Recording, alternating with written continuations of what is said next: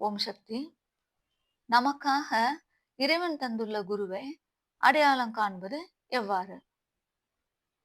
இவ்வேளையில் ஏமாற்றும் போலி சாமியார்களிடம் நாம் மாட்டிக்கொள்கிறோம். நம் பகுத்தறிவை சரியான முறையில் பயன்படுத்தி நாம் குருவை அடையாளம் கண்டு கொள்ள வேண்டும். ஒரு சிறு கதை ஒன்றை இங்கே கூறுகின்றேன். ஒரு இளைஞன் தனக்கான குருவை தேடி அலைந்தான். யாரும் அவனை ஈர்க்கவில்லை. மௌனமாக இறைவனிடம் பிரார்த்தித்தான். அவன் பிரார்த்தனை ஏற்றுக்கொள்ளப்பட்டது. அவ்வாறு அவன் தன் நண்பர்களோடு தீர்த்த யாத்திரை சென்றான். அங்கே ஓரிடத்தில் ஒரு ஆசிரமம் ஒன்றில் சீடர்கள் பம்பரமாக சுழன்ற வண்ணம் தங்கள் குருவின் தேவைகளை நிறைவேற்றிய வண்ணம் பக்தர்களை ஒழுங்குபடுத்தியவாறு இருந்தனர்.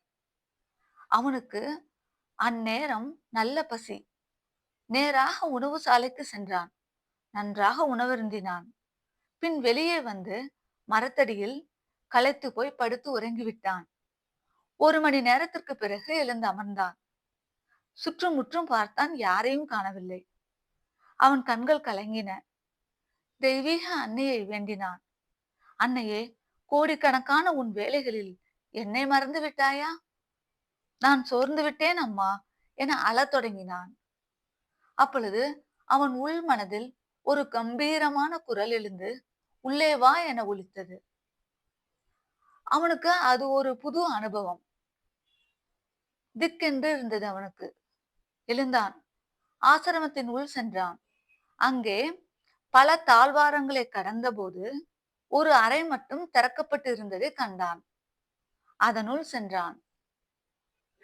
அங்கே குருதேவர் தியான நிலையில் இருந்தார்.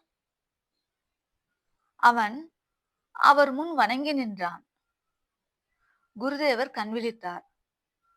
வந்த நீ ஏன் என்னிடம் வராமல் மரத்தடியில் உறங்கிவிட்டு அன்னையிடம் புலம்புகிறாய் என்றார். அவருடைய கண்கள் அவனை ஆழமாக நோக்கின. அவன் மண்டியிட்டான்.